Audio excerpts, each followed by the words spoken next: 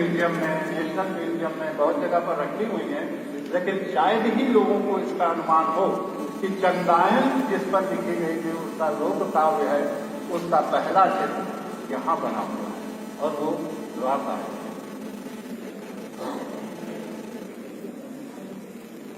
अभी मैं बात कर रहा था कि किस तरह से इनके हाथ उठाते जो बहुत से 1883 से लगातार इस्तेमाल करते। इसके पश्चात ये जो कोटा है, यहाँ यहीं कहीं कोटा क्षेत्र भी है। फिर इधर की तरफ 12 की तरफ चले जाएंगे तो हम कन्यादा वगैरह आता है, और ये जो बूंदी का क्षेत्र है, ये इधर ये बूंदी, तो बूंदी क्षेत्र में कुकी ने काम किया है। तो मतलब ये पूरा क्षेत्र है, बहुत रिच है। और दोनों प्रकार की मिलती है, मतलब पेट्रोग्राफ मिलते हैं, रॉक पेंटिंग मिलती है। अब ये साइंटिफिक इन्वेस्टिगेशन, ये जो दर की चट्टान है, मैं इसमें बहुत ज्यादा डिटेल में जाऊंगा, काफी कुछ मतलब कह दिया है। ये बहुत नैरो गुफा है क्वार्ट्जाइट स्टोन की। क्वार्ट्जाइट ध्यान रखिए बहुत हार्ड रॉक होती है, ग्रेनाइट जैसी। और ये सामने से 110 इतनी, यहां से गई 140 सेंटीमीटर चौड़ी है बस, लेकिन इसकी दोनों दीवारों पर 500 से ज्यादा कपमास बने हैं। यहाँ तक यात्रा की और जो हमारा थोड़ी सी परिचर्चा हुई, संवाद हुआ, उससे मुझे बहुत बड़ा लाभ हुआ। क्योंकि इस सेमिनार में आगे कॉमर्स भी जुड़ा हुआ है, दूसरी चीजें जुड़ी हुई हैं, तो मुझे इसलिए अभिरुचि हुई कि दुनिया में कोई चीज अलग थलग नहीं, सब एक दूसरे से गुथी हुई। और इसलिए यदि कोई आदमी सच्चा ज्ञानार्थी है तो उसे सब चीजों की जानने की कोशिश करनी चाहिए, और खास करके अपने विषय के साथ उसकी संबद्धता ढूंढनी चाहिए।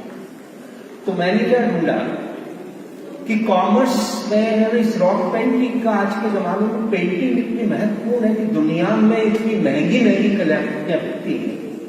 यदि उनके आधार पर पेंटिंग बनाई जाए तो वो लाखों करोड़ों अरबों रुपए में बिक सकती है। मेरे ही गांव के राम गोपाल जी विजयवर्गीय बहुत बड़े चित्रकार रहे, उनके बेटे प्रेम विजयवर्गीय जयपुर में हैं, वो मेरे गांव के दीवान थे। वो शिकार की जो हम लोग जंगल में देखते थे, क्योंकि मैं सवाई माधोपुर का रह रहा हूं, और शिकार यूं ही हम लोगों के लिए बहुत छोटी सी बात होती थी। उन्होंने उनका चित्रण करके उस जमाने में, जब मैं कॉलेज का फर्स्ट ईयर का विद्यार्थी था, तब 10,000 रुपए में वो एक पेंटिंग बेचा करता। तो इसको यदि हमें बिजनेस के रूप में भी देखें और पर्यटन के साथ इसे जोड़ें, आरडी मीना साहब ने बहुत काम करवा दिया चंबल रिवर फ्रंट और सिटी पार्क का, तो आप देखिए हमारा टूरिज्म का है ना।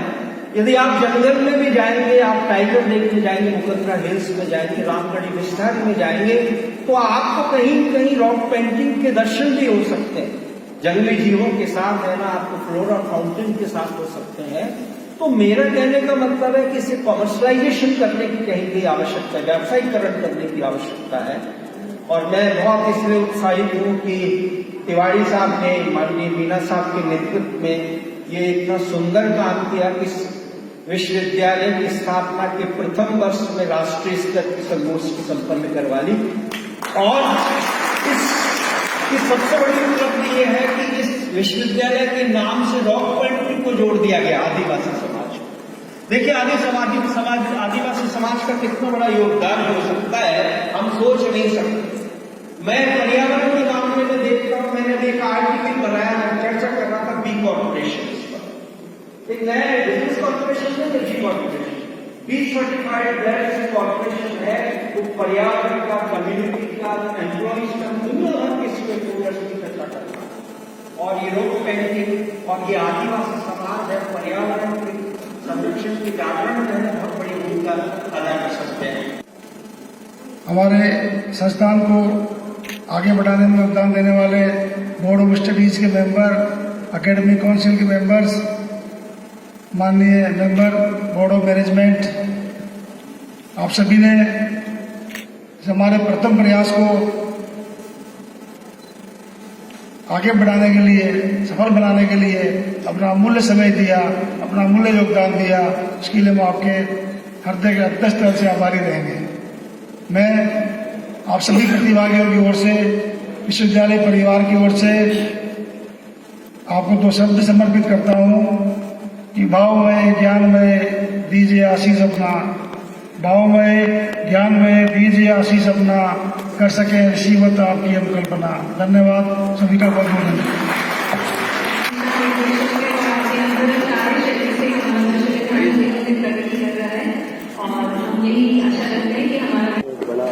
इसके अलावा आपको क्या लगता है अभी भी रिसर्च की बहुत ज़्यादा ज़रूरत है आप वाले फील्ड में? रिसर्च की भी जरूरत है, और इसको जो हमारी परंपरा है जहाँ से शुरू हो रही है और जो आज का समय है, जिसे आदिवासी परंपरा में कह रहे हैं और आज की परंपरा, दोनों एक दूसरे से जुड़ी है, तो वहाँ उसका उत्साह है और यहाँ ये आगे इसकी परंपरा के चल रहा है, अभी कंटिन्यू है, इस पर काम होना चाहिए। युवा पीढ़ी कितना रुझान ले रही है इस खेल? बहुत जबरदस्त, और युवा पीढ़ी ने इसको नए आयाम दिए। जैसे माइक्रो डॉक्यूमेंटेशन गिरिराज जी के उसमें नेतृत्व में शुरू किया है, वो इसके विभिन्न आयामों को समझना चाह रहे हैं। अब जो पीएचडी और डिलीट हो रही है उसमें वो जो लोक परंपरा है और साहित्य है उसको भी देख रहे हैं। नई तकनीक कोई इसमें मददगार साबित हो रही? नई तकनीक के बारे में आप गिरिराज जी से पूछे बेहतर होगा, क्योंकि जो आज की जो यूपीआई तकनीक पे काम कर रहे हैं वो इनका और ऑस्ट्रेलिया के साथ कोलैबोरेशन है।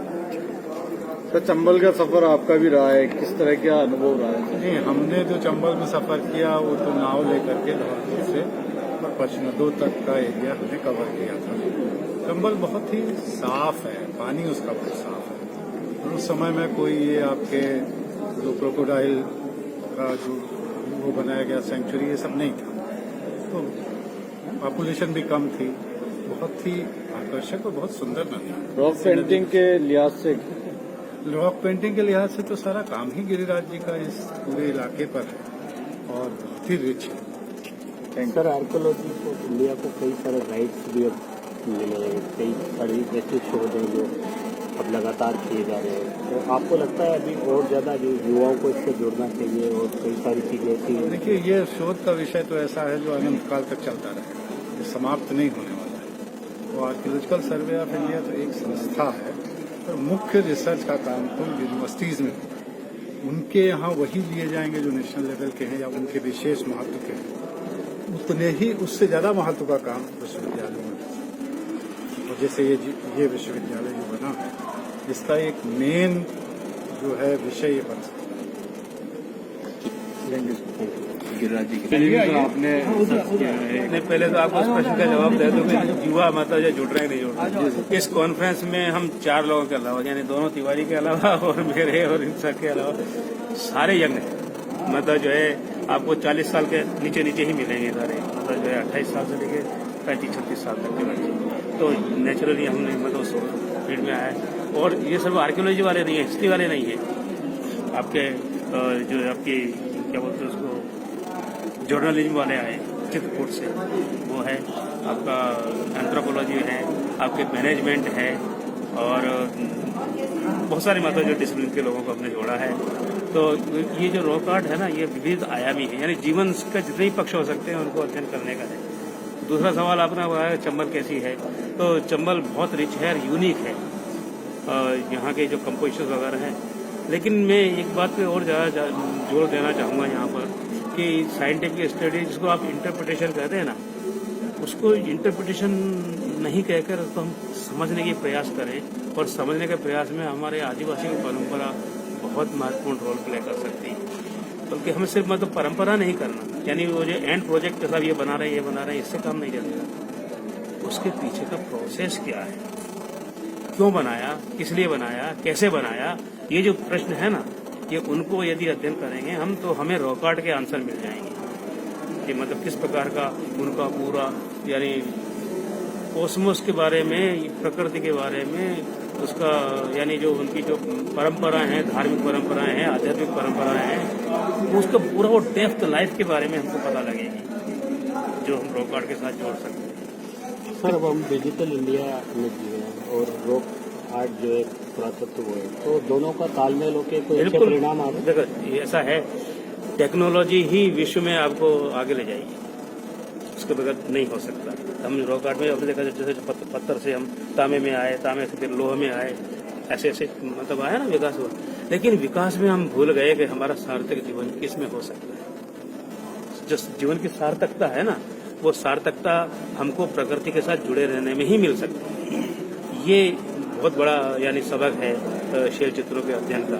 बाकी तो जो मेटेरियलिस्टिक लाइफ है, आप लाखों करोड़ों रुपए मतलब कमा लेंगे, किस काम का, यदि आपका स्वास्थ्य ठीक नहीं है, यदि आप आनंद नहीं अनुभव कर रहे हैं। तो जब आप कभी मतलब रॉकेट साइड को जाए ना, तो आप ऑटोमेटिकली आपको अंदर से आनंद अनुभव होगा। और यूथ जो जुड़ने की बात है, उसको एडवेंचर चाहिए, क्रिएटिविटी चाहिए, वो सब वहाँ रॉकेट साइड पे वो वहाँ जाके पागल हो जाता है। इसीलिए तो जुड़ते हैं लोग।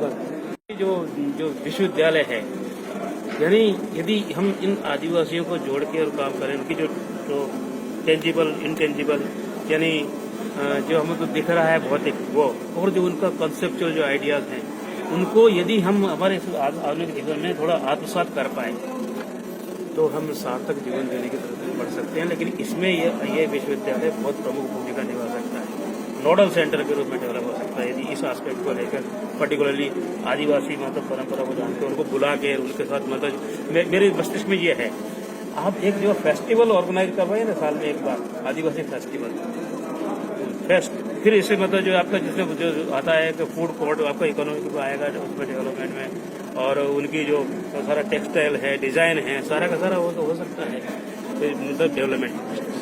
तो ये मतलब जो है ये यूनिवर्सिटी पहल कर सकती है। पहले साल में राष्ट्रीय स्तर की सेमिनार आयोजित हुई है, सब में उत्साह है और एक अलग तरह का अनुभव कोटावासियों का।